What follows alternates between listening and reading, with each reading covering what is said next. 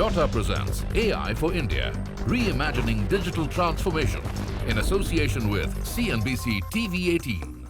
Hello and a very warm welcome to Yotta presents AI for India, Reimagining Digital Transformation. I'm Mugdha, Kalra, and today we are talking about artificial intelligence and how it is influencing India's technological landscape and the limitless possibilities that come with it in reshaping industries, economies and societies worldwide. Much can also be attributed to the leading tech leaders and companies in India that are contributing to this progress. One such company is Yotta, India's leading data center, cloud and digital transformation service provider, and its visionary co-founder, MD and CEO Sunil Gupta. Sunil, welcome to CNBC-TV18. It's such a pleasure to have you here. Thank you. What an interesting time to be in the tech space, being a leader in tech space and also being part of a transformative technology. Tell us more about Yotta, and of course, I know you get this question a lot. What is the meaning of Yotta? So Yotta essentially is the highest unit of measurement in the metric system, which is 10 raised to power 24. So we measure data into kilo, mega, giga, peta, exa. If you go up to 10 raised to power 24, which is the highest unit of measurement defined till date, it is Yotta. When we started Yotta, we actually were responding to the needs of India of building very large infrastructure which India as a country needs, which digital India needs. One of the things about Yotta that comes across is it's native, it is homegrown. I want you to tell me about the journey of Yotta via your journey as well. You've been in the industry for the last over 2 decades, 25 years or so. How has this industry changed? How have you seen it in front of your eyes changing? And what actually meant at Yotta for you? Because I do know that COVID was again a very transformative time at Yotta. Let me just take you about 25 years back. Data centers, cloud, all these things are essentially directly related to internet, right? We are all using internet so much in our daily life, consumer and professional life, that we don't realize internet came in our life just about 25, maybe 30 years back. So if you recall that late 90s, we were still talking about possibly a little bit of internet coming in our life with slow speed, dial-up modems doing that tuck, tuck, tuck. And so we had a dot-com boom in the early 2000s. We had the rediff of the comms and all, which is coming in India and worldwide. There was a huge talk about a dot-com boom, and everybody thought that who can have a HTML page and a website will have a huge business. There were a lot of valuations, but that boom did not last long and it became a bust, and everybody thought that along with the internet and the dot-com era, everything which is behind that, which is data center and everything, is also gone. Thankfully, the sense prevailed. I would say some other events also happened at that time, which was essentially the 9/11 event. And that is the event with the World Trade Center coming down. The world realized that while there was a human, there was a loss of life, but there were so many businesses which are there in those centers, and 75% more of those businesses could not sustain, simply because their businesses, their core IT, their compute storage of the business was running in those buildings. And that is where the world realized that if you have to run your businesses, which essentially are now completely dependent on digital and IT technologies, and those digital and IT technologies are running in data centers, which are computing and storing your data, these need to be into very fortified special purpose buildings, which have got huge structural efficiencies, which have got huge amount of power, lots of cooling, lots of physical security, lot of network. And that is where this concept of third-party data centers by specialized providers for enterprise requirements, not necessarily for dot-coms, started coming in. Correct. That was a journey where enterprise uptake of data centers started happening. Parallel, the trend worldwide was happening that 2G started shifting to 3G, 3G started shifting to 4G. As your network speed started increasing, mobile started becoming more affordable, people started using and consuming content. E-commerce wave started appearing in our lives 2007, 8, 9. I think we all relate to a Flipkart and a Amazon.in and a Snapdeal, all those coming in our lives, and then gradually we saw a Make My Trip coming in. Different aspects of our life started getting digitized. Simplified and digitized. Simplified. Economy is growing.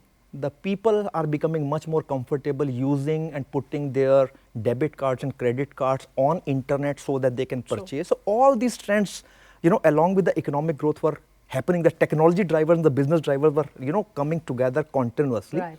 And that is the time where one more thing happened, which was cloud started coming in our lives, where people realized, the businesses realized that if they want to efficiently launch lots and lots of applications to run their businesses smoothly and also to give a tangible face to their consumers, that their business has got a consumer window also, they realized that to run this efficiently, we need to use something called cloud. 4 or 5 years I saw in India that same people who were running data centers, they also became cloud operators and they launched cloud services, and enterprises just grabbed that, and that became another wave to start, to grow the data centers. What I would, so many times I say, is the milestone year in the Indian data center industry is 2014-15. That is the time where the global cloud operators, the Amazons of the world, the Googles of the world, the Azure, Microsoft of the world, they realize that if they have to capture the demand of this big country, big economy called India, they cannot serve that from outside of India, running their clouds in Singapore or Australia or Hong Kong or US. They will have to come and set up their cloud regions and zones in India itself. In the last 7 years, we already have become 800 megawatt, which is 4 times. And if the trends continue, and which various research reports and our own experience says, that in the next 7 years, this 800 megawatt may further become 3000 megawatt. Wow. So this is an industry which is on, I would say, is on drive, which is booming. AI is just coming on the top of this. Right. AI is a game changer, they say, and AI is also pivoting on this digital transformation. It is being made available, and AI is also playing a big role in processing this data, right? But what are the trends you see at the moment? Every business is looking at AI. Every business is, of course, talking about data centers.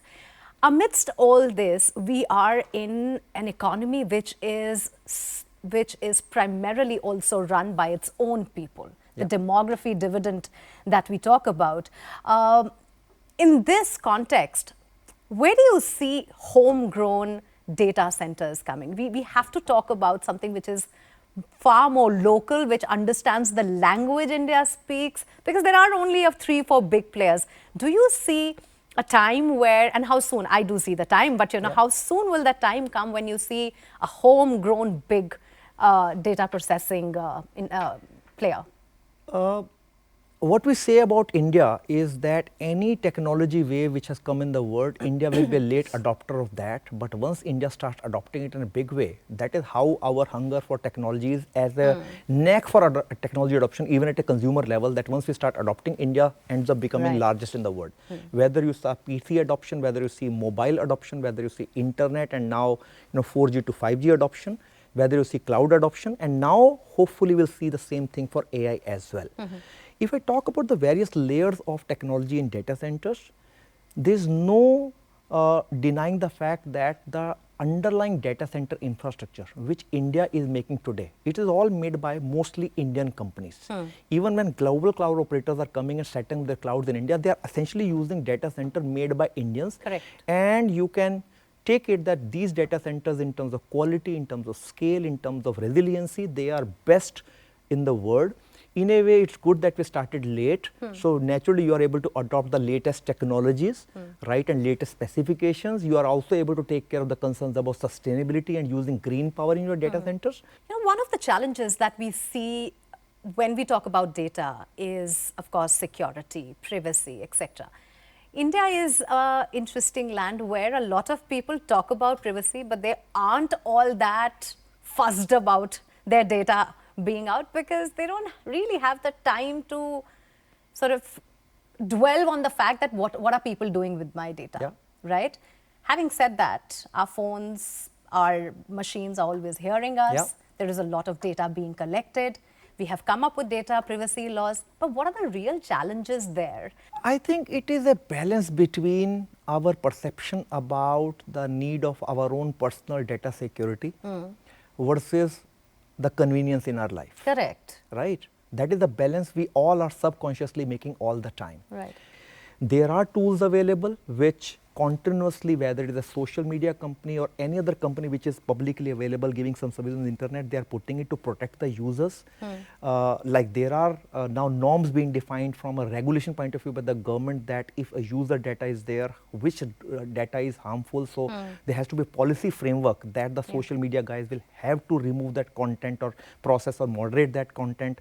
There will be technologies available that the type of users like hackers or the type of hostile countries from where you don't want the people to come and access your content, you should be able to stop them in the right way. But beyond this, what essentially is required is a user awareness. I was just coming to that, yes. If I am very happily giving my username and password to anybody on basis of trust, then all these technologies cannot help me.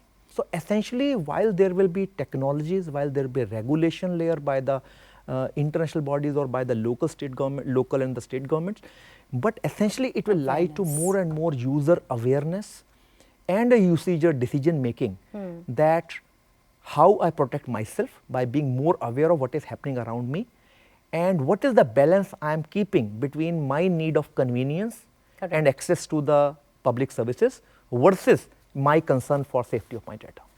We are talking about data mining and tons of data that comes. Now, as a consumer, we are very happily giving data of all kinds. As somebody from the industry, people are taking that data. But at the end of the day, a lot of industries, a lot of companies end up with a lot of useless data. They spend their energies in figuring out what that data is all about. Is that also an experimental stage at the moment for these companies as to how to use AI for specific data mining, for getting data in a more logical way versus just creating these huge data banks? That entire data in today's day and age is extremely useful. We just need to know what information I need to draw from that data and what is the outcome or end product or end use case I can make out of the data.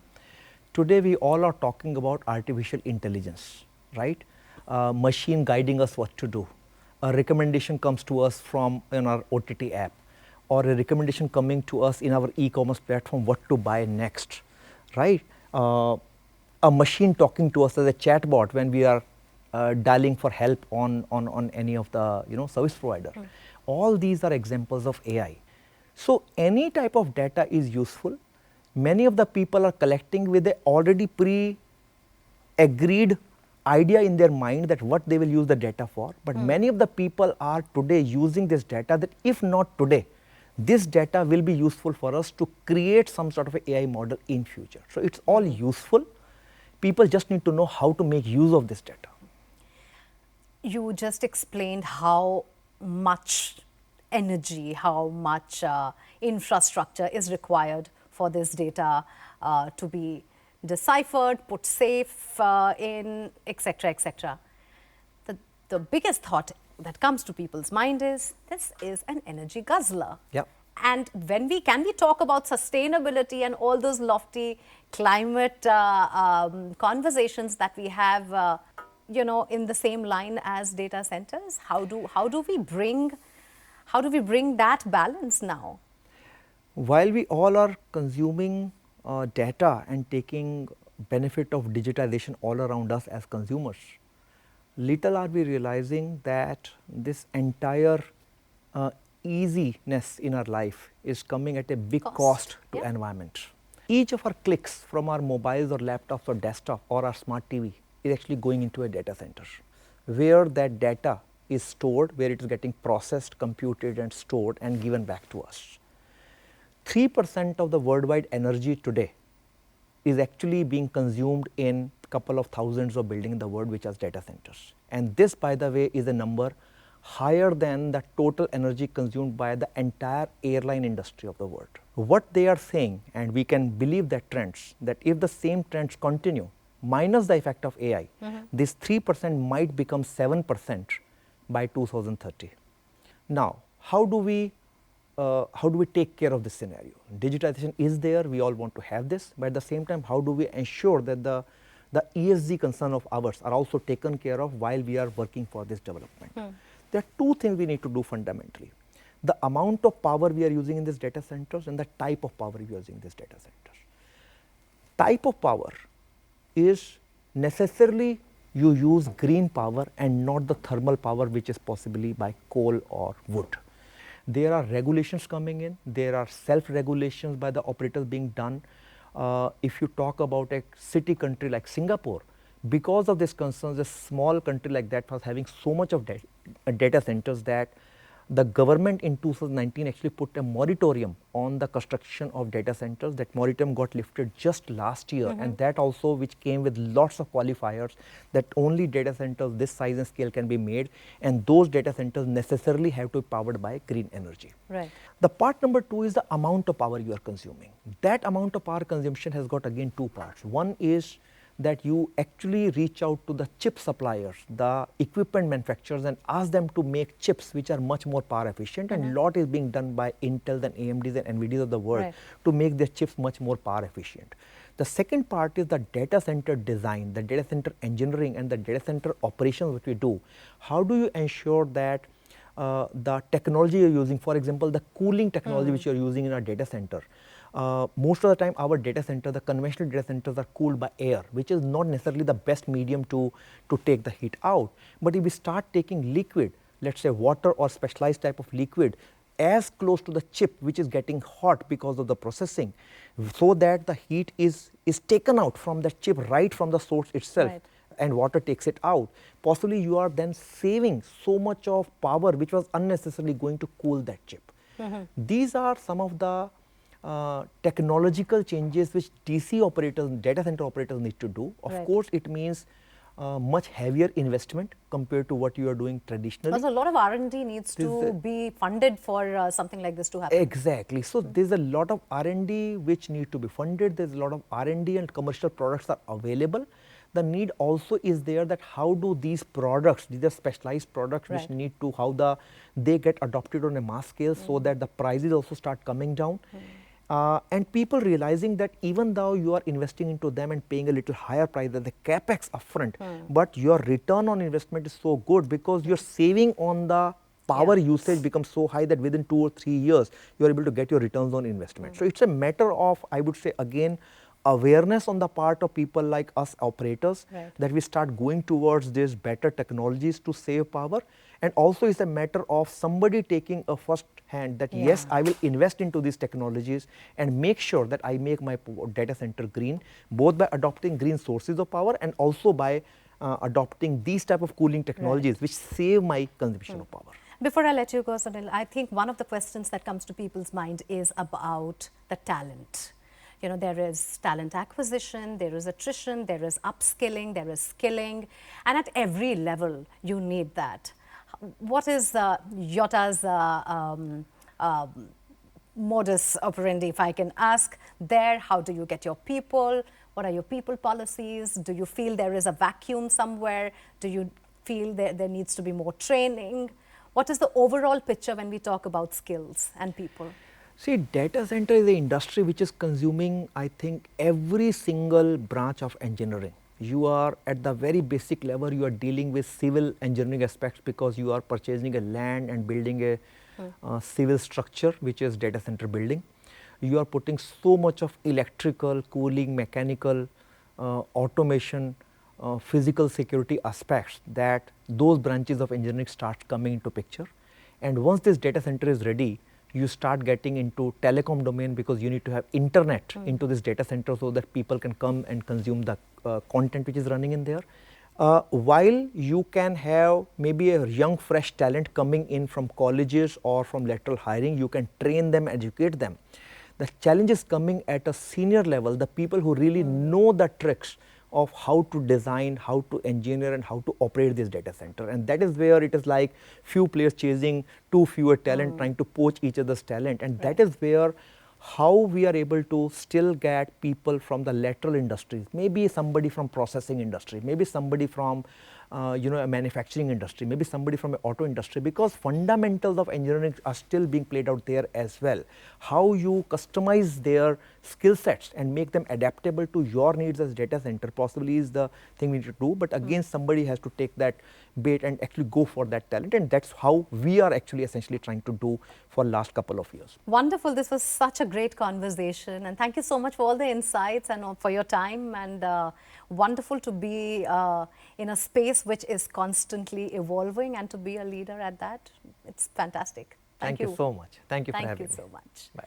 Well, with that, it's a wrap on this very special conversation. The fusion of technology and sustainability as driven by AI is a vision we should all embrace, and Yotta's innovative steps in this direction are a source of inspiration. Thanks for watching. Yotta presents AI for India, Reimagining Digital Transformation in association with CNBC-TV18.